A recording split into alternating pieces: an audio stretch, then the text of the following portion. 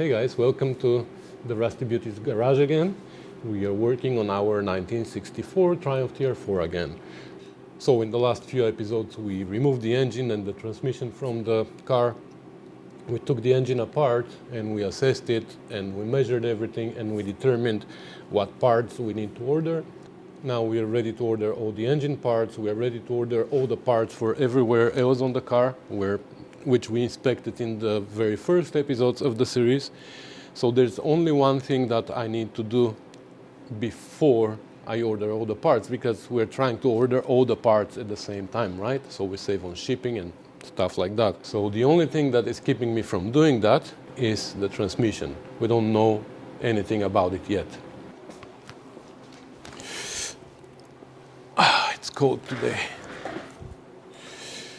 So I'm lying. We know a few things about the transmission. We know that it works well because I test drove the car before I took it apart, and the transmission was shifting well. It was nice and easy to click into gears, downshifting, everything. That's not a problem. But it has an A-type overdrive on it, which wasn't working before. And we did an initial test as it was still in the car. So we put the car on jack stands and we ran the engine. We put the transmission in fourth gear and we tried to engage the overdrive. So we figured that from the stock, the overdrive didn't work. We went under the car, and since this is an A-type, the solenoid is easy to see and the solenoid wasn't engaging. So we know that we have an electrical issue. Whether it is the switch on the steering column, whether it's these switches, whether it's the solenoid, whether it is the wiring in between, we don't know that. There's also a relay under the dash that maybe the relay is not good, so we have to figure this out. Then we did another test. We went, and as the car was still in fourth gear and it was running, we went underneath and we manually engaged the solenoid, and that didn't turn the overdrive on as well. So that told us also that there's an internal problem with the overdrive. Even if we fix all the electrical and the solenoid engages, and the overdrive is still not going to engage. So this internal problem, I believe, is lack of oil. Like, it's only my guess. I'm not sure, but I'm hoping that that is the problem so we can fix it easily. And my guess that we are low on oil is based on the fact that there was an oil leak under the car every time I parked it. Like, I leave it alone for a few hours, and right away there was a oil spot right in front of the transmission, which I believe was from the engine anyways, but there was always a spot behind the transmission at the rear end of the transmission, which I thought was the rear seal, but it looks like the rear seal is not bad. I think that the oil leak is from here, from the three shafts here. They have O-rings at the end, and I believe that's where the oil is dripping from, and it's going down here. So that's all the information I have so far. So let's investigate further, or let's get crack-a-lacking.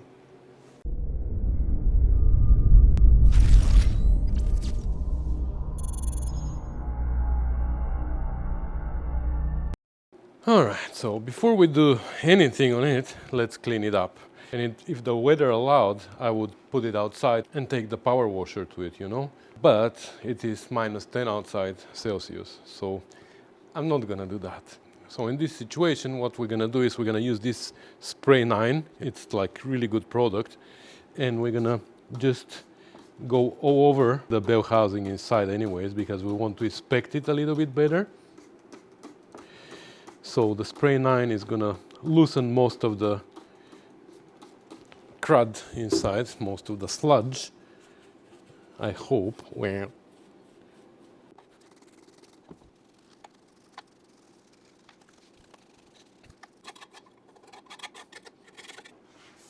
and then with brake clean, we're gonna try to rinse it off completely.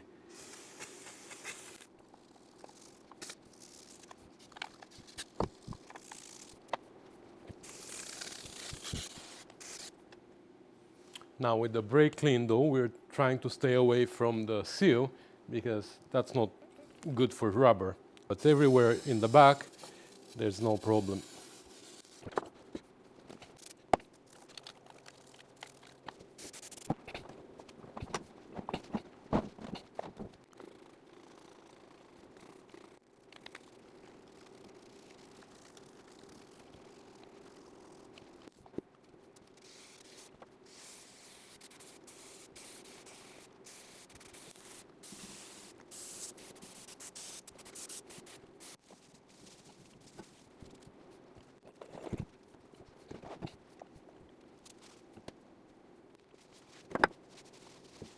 All right, it's not perfect, it doesn't look like brand new, but at least it is dry, and that was our goal. We wanted it to be dry so we can detect any leaks as soon as they appear. Because what we're gonna do now, that's the whole idea, we're gonna drain the oil, we're gonna fill it up with new oil, and then we're gonna make sure that we are to the correct level, and then we're gonna run it on our test stand, and we're gonna watch for leaks while we are dealing with the overdrive, because we will see if it is gonna work or not, if we need new solenoid or whatever. But as we're doing that, it's gonna keep running, and then eventually our leaks are gonna appear. So here in the front, I cleaned it up as well, and now we're gonna start with the inspection, because we have few things that we need to inspect here in the front that are critical for our clutch operation. I know it's dark here, so I might bring a light. So the first thing that we want to inspect is the release bearing. So this release bearing is quite noisy. So let's take it out.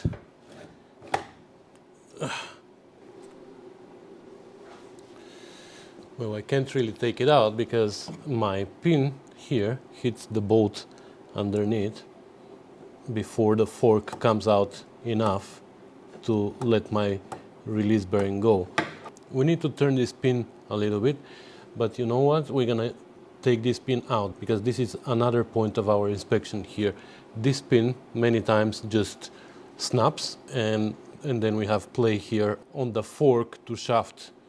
This is very weak spot for this transmission, this pin. So there's a aftermarket hardened one available, which we're gonna order, and we're gonna replace this one, because now that we're here for $5, it's not worth just leaving this one. I don't know if this one is hardened or no. I think it's a good idea to replace it. So we're gonna take it out, and then we're gonna take out the carrier and this release bearing, because the release bearing is quite noisy.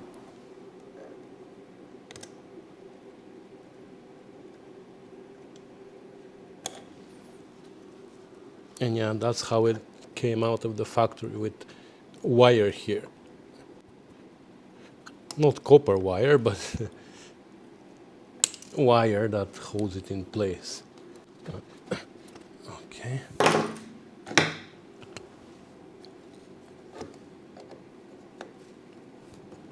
Well, that's loose.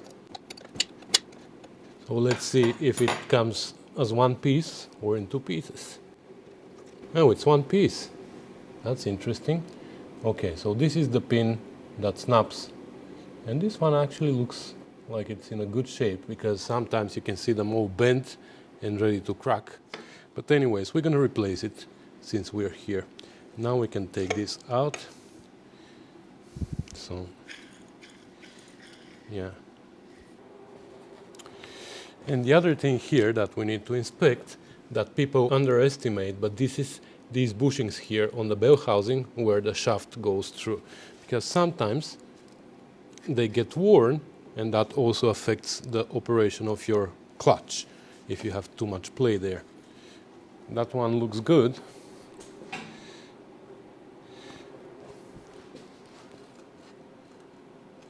Oh, but this one has a play. I don't know if you can see it. See? Let me bring you closer.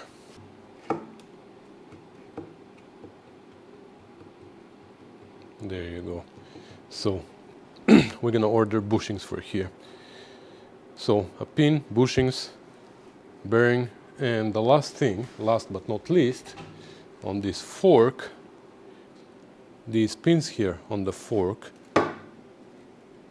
here and here, these two pins, they develop a flat side. This one looks like it's good actually, but no, I can feel it. Anyways, this we're gonna order these pins as well. They're sent, and we're gonna replace them.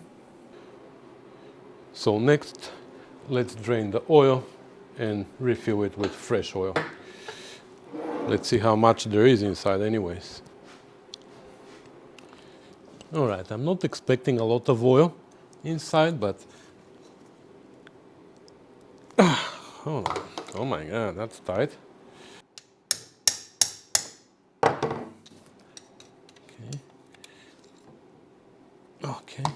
Well, I'm not expecting a lot of oil here, that's why I have a very small container, but just in case I have more on standby.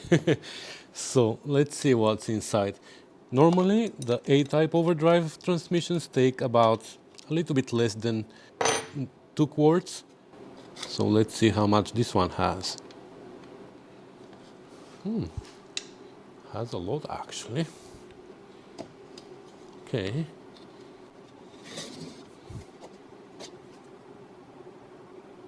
And it doesn't look bad.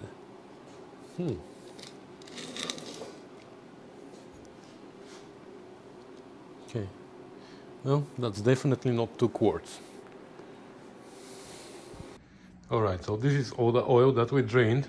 I think it's about a quart and we need 2 quarts. I was expecting to find this much only. So, I don't know, we will see. Anyways, the transmission is on the stand already. And this is the oil that we're gonna use, non-detergent. That's what I like to use. There's lots of discussions about what oil should be used in overdrive. Some people use engine oil, some people use gear oil, some people use Redline, whatever. This is the one that I like to use, and and the heater comes on. That's always when I start filming, the heater comes on. So let me put my mic on. I hope that's better. Anyways, so I also removed this shaft and the fork. So I just wanted to show you these pins here. Oh, come on. So these are the pins that I was talking about. They have a very little flat spot on one side. Not too bad, but we can change them anyways. Or we can turn them 180 degrees. That's also a possibility, but I think we should change them. So anyways, the transmission is on the stand, and this stand is very simple stand. I just used a motor from an old compressor that Chef Tash gave me, and some pulleys, an adapter. This is a flange from another transmission. Now this one turned out to be a little bit of a problem because this transmission has this tail inside that's pretty long, so I had to space out my flange, but that works. So now I can spin the transmission. So it is secured here. Here in the front I use one screw into the wood underneath normally, and that's how it works. So now we can spin it with the motor and test everything. I still haven't put the oil though, so I'm gonna do that first. I'm really curious, first of all, to see if the overdrive is gonna work when we engage it manually from here. Hopefully that's gonna work, and if it works, then we're gonna deal with the electrical here and see if we can make it work the normal way through the electrical switches and solenoid and everything. Oh, wow, that's tight. Somebody really went to town here with the wrench. Wow, wow, wow. Oh, wow. Okay.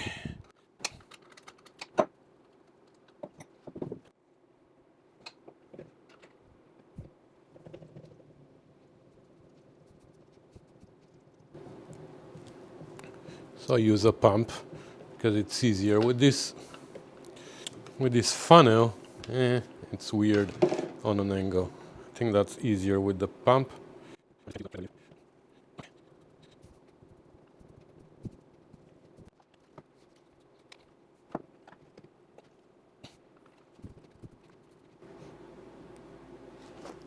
Okay, started dripping, so that's where we're gonna stop. So that's a quart and a half, I guess. Okay, we're not gonna go crazy with the torque. And now I'm curious to find out how much this is. Maybe it's enough, you know?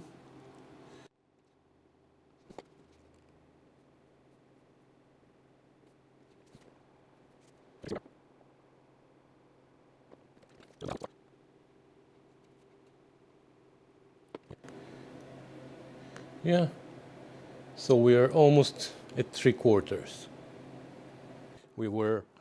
We had half of the amount of oil needed inside the transmission. So hopefully that was the reason why the overdrive was not working. And I guess there's one way to find out. Let's see. Let's plug it in and turn it on, and then we will see. So I haven't installed a pressure gauge yet or nothing, but we can definitely hear it. From my experience, I know that you can hear the difference once it engages. So let's see if it's gonna spin first.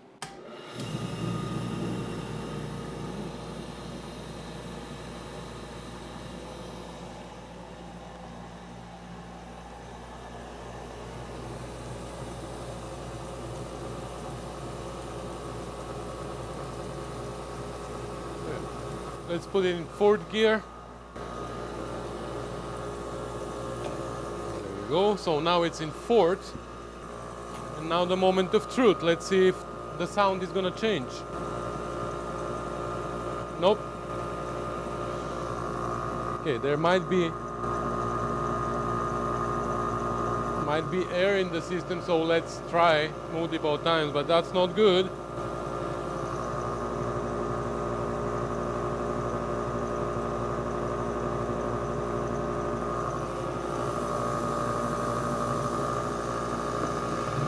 There you go. Now it's engaged. So now it's off, on.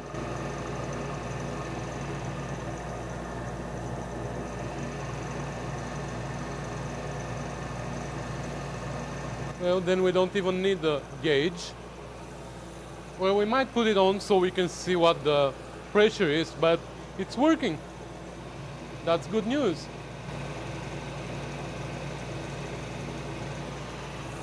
Okay. Okay, I'm gonna turn it off. I'm gonna put the gauge on so we can see what the pressure is. I'm also gonna connect power now here to the solenoid and see if we can engage it with the solenoid, but that's good news. It is working. All right, so this is my gauge, which I got from Jay Holcamp, and this is the information on Jay Holcamp.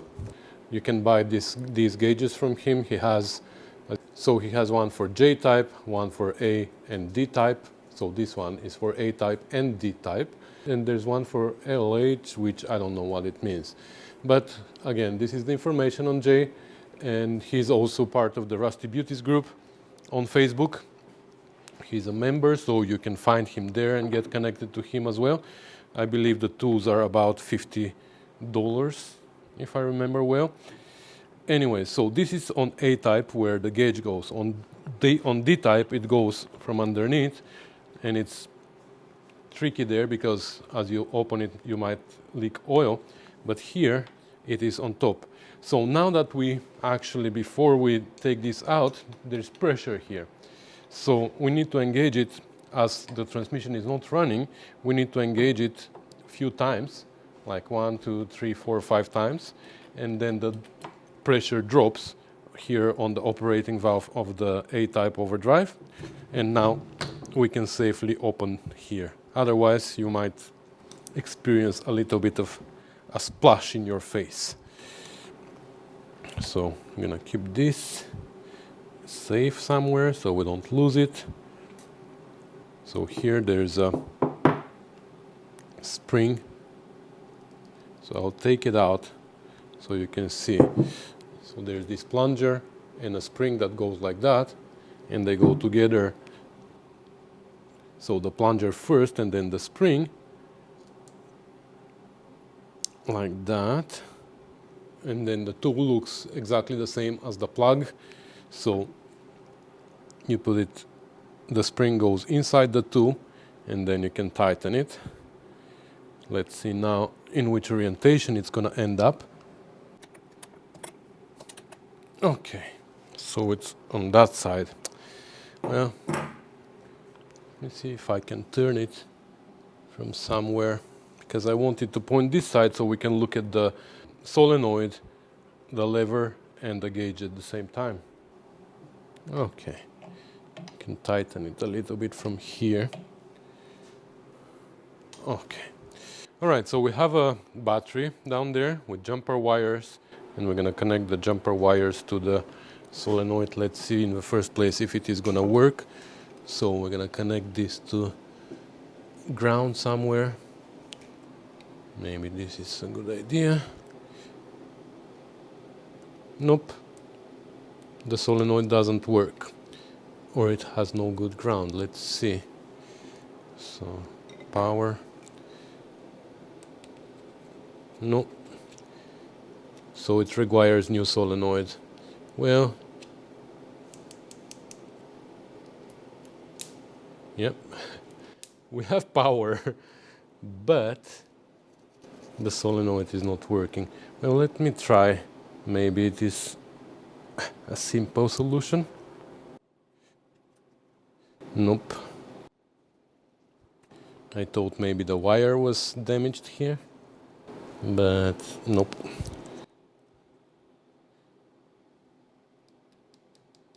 Well, then we can't do anything more than that. We're gonna have to buy a new solenoid, and then we're gonna be able to fix the wiring. The good news is that we can operate it manually, so let's at least see what pressure we build up when we start it.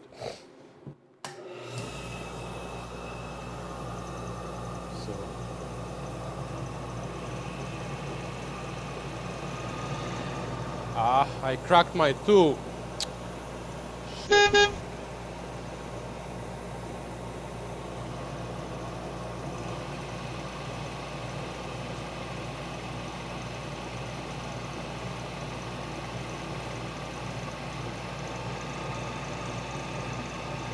Well, 340. It's not great.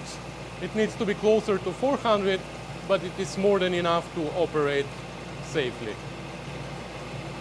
So now when we disengage it though, it's supposed to drop. It doesn't drop. Why doesn't it drop? You see now when I operate it manually a few times and the pressure drops down to 0. I cracked my fitting here though. I'm so stupid. I'm gonna have to fix that fitting. I shouldn't have tightened it that much. It leaked all over the place now. Made my overdrive dirty again. Wow, I wasn't expecting it to crack that easy. Okay, I'll remove the gauge now, and we're gonna continue testing it without the pressure gauge because it's leaking oil all over the place. And I need to find this fitting here to fix it. All right, so the gauge is removed and the plug is put back there, and I cleaned up with brake clean again. And I want to test something now, because when I had the gauge there, when I disengaged the overdrive from here, from the solenoid, pressure didn't drop, which means the overdrive didn't disengage. But I think it was because of the gauge there. Let me try now with the plug there. Okay, so with this tachometer, we can check now how it operates. I believe I have a, here I have a piece of reflective tape, so we can check the RPM on this side. And I have, on this side, I also put some. I had to tape it with masking tape because it doesn't want to stay, my reflective tape. So now let's see what it's going to show on both sides. Okay, we are in fourth gear, so supposedly whatever goes in should go out.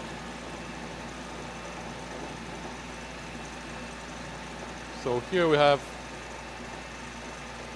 1400 RPM, 1410. Okay, let's see what we have on the other side.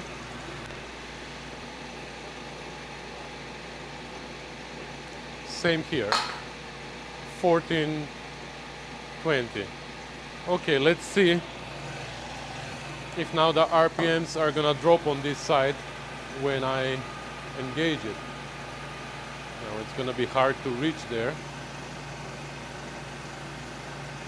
1433.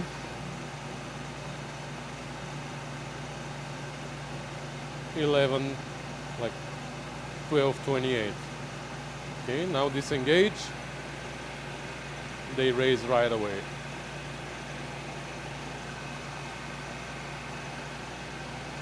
Engage again.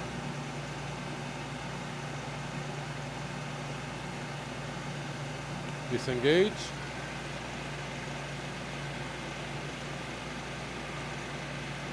So it works as it should.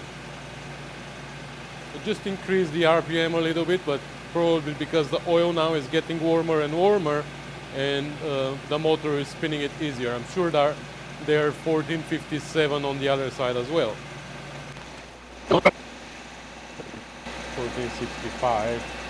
So they keep rising, and then probably as it keeps spinning, they're gonna keep rising. Okay, so I'm gonna let it spin for a while, maybe half an hour maybe, and I'm gonna keep checking for leaks. But I think that's everything that we can do for now. Without a solenoid, we can't do anything about the wiring. I'm just gonna test those switches for continuity when we should have done that. Okay, let's check that quickly. I don't know, do you see like that? Yes, you see it shows open loop right now, and when I connect them, it thinks a little bit, and then it shows zero resistance, which means we are it's dead short. So now we are in fourth gear. This means that this switch, this is the one for third and fourth gear, so this one should be closed now. It should show us zero resistance, which it does. Okay.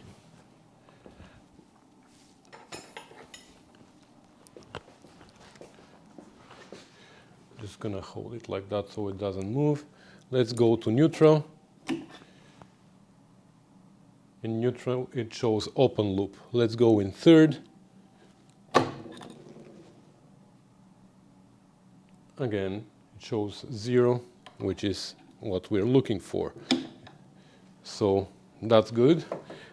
This one is for second. So let's check this one.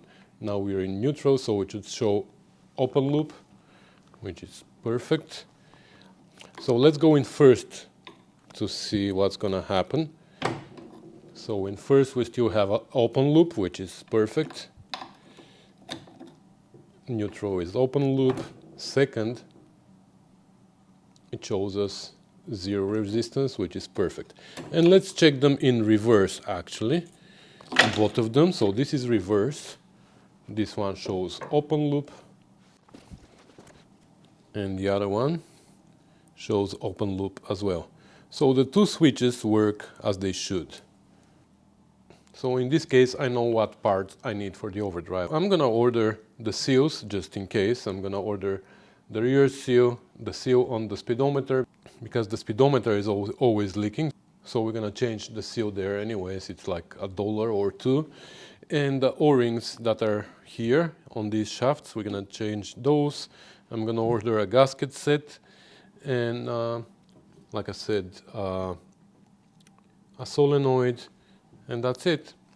So now I'm just gonna spin it. I'm gonna let it run for an hour maybe, and then we're gonna check for leaks. So now with that, we conclude finally the inspection. So this is, I don't know which part of this series, and we kept inspecting things so far. We did one repair. We did the repair on the wiring harness, but other than that, it was all tearing down parts and inspecting them. Now finally I know everything. I can order the parts, and then we can start putting things together. So that's exciting. So that's gonna be everything for today's video, guys. Thanks for watching. Thanks for commenting and subscribing. Thanks for sharing, and thanks for supporting the channel. Stay tuned for more videos on this project and on other projects like my GT6, for example, and of course other projects that are featured on the channel. Thanks to all the patrons and the people who donate, whether it's money or parts or even complete cars like my GT6. Hi Keith. So rambling again, so that's it. Thanks for watching, guys. I'll see you in the next one. Bye.